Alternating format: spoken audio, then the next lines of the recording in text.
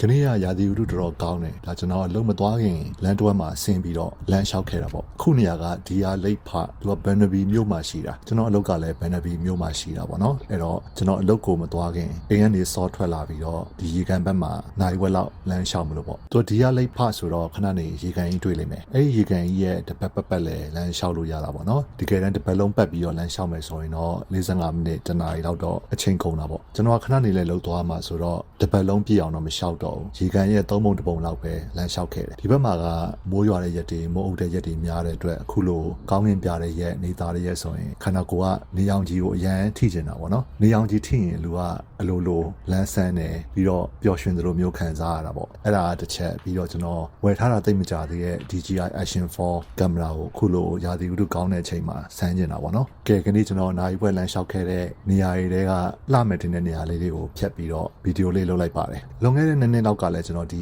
ယာလိတ်ဖတ်မှာကန်တပတ်အပြည့်လမ်းလျှောက်ခဲ့တဲ့ဗီဒီယိုတင်မှုပါတယ်အဲ့ဗီဒီယိုကရိုက်ထားတာနည်းနည်းလေးကြာပြီဖြစ်တဲ့အတွက်ဗီဒီယို quality ကတော့တိတ်မကောင်းနောက်ရာသီဥတုကောင်းတဲ့အချိန်ကျရင်ကျွန်တော်ဒီယာလိတ်ဖတ်မှာလာပြီးတော့ကန်တပတ်ပတ်ပြီးတော့လမ်းလျှောက်ပါအောင်မယ်ဒီနေရာမျိုးထဲမှာဆိုတော့လာရတာလည်းအဆင်ပြေတယ်ဘတ်စကားနဲ့လာမယ်ဆိုရင်လည်းဒီနေရာကဘတ်စကား2စီး3စီးလောက်ရောက်တယ်ပေါ့နော်ပြီးတော့ကျွန်တော်အလုပ်သွားတဲ့လမ်းမှာအလုပ်သွားတိုင်းဖြတ်နေကြဆိုတော့နောက်လည်းဒီနေရာကိုရောက်ဖြစ်အောင်ပါကျွန်တော်ရဲ့ channel ကို support လုပ်ချင်တယ်ဆိုရင်ကျွန်တော်ရဲ့ဗီဒီယိုအောက်က like ခလုတ်လေးကိုနှိပ်ပေးပါပြီးတော့ subscribe မလုပ်ရသေးရင်လည်း subscribe လုပ်ပေးပါအောင်